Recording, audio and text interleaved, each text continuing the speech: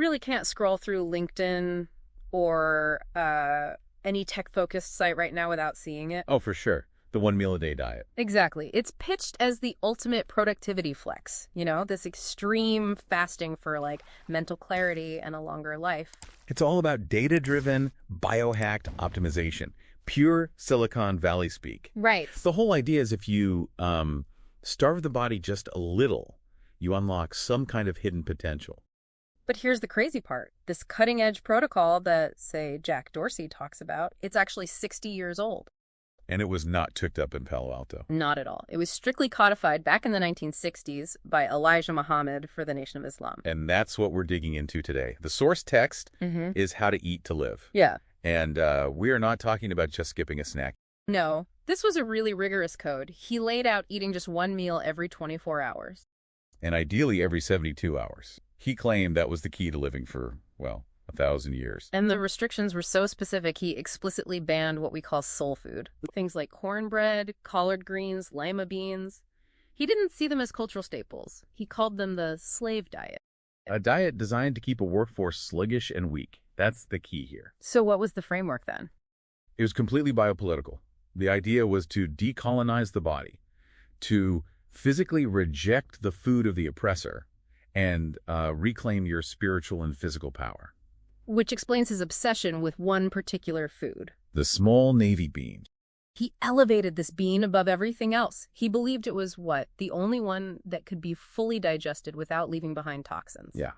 High fiber, easy to store, and chemically simpler than a lot of other legumes.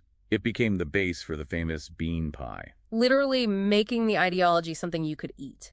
And he was also, way ahead of his time on things like food safety. Oh, absolutely. He forbade using metal cans.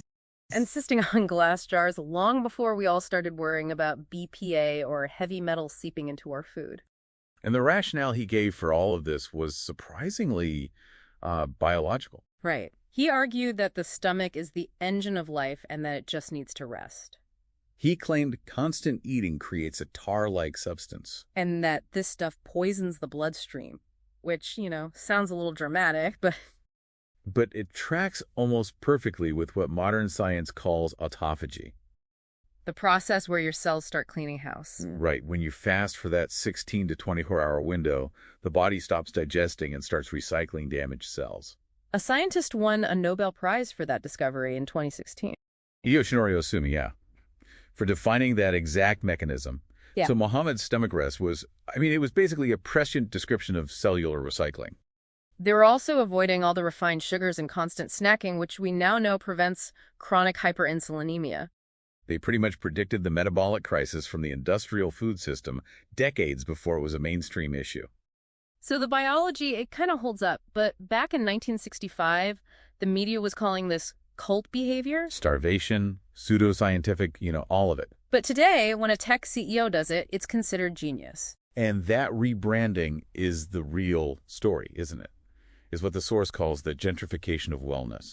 When Black nationalists practiced fasting, it was framed as some sort of pathological submission. Exactly.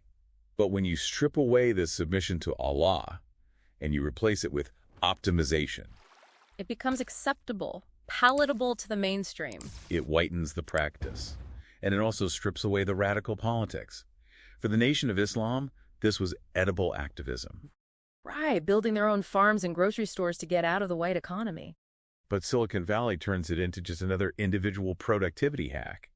It really forces you to look at how we validate knowledge. We just ignored these medical insights for decades. Simply because of who is delivering the message. It just makes you wonder what else we're missing, If the pseudoscientific fringe of the 60s is winning Nobel Prizes today, what are we all mocking right now that's going to be standard medical advice in 2075? That is the billion-dollar question.